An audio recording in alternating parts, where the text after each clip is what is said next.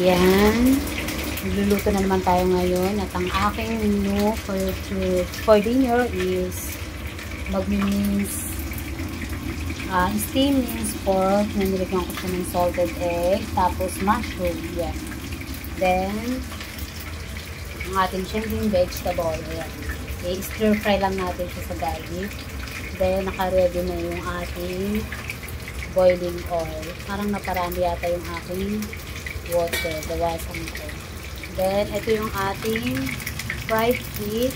Tapos, i-stir fry ko siya sa ating ginger and garlic. So, yun lamang guys ang ating dinner for today. So, naka-ready na rin yung ating kanin. So, luto na siya. Kasi bago kami umalis, sinalang ko na.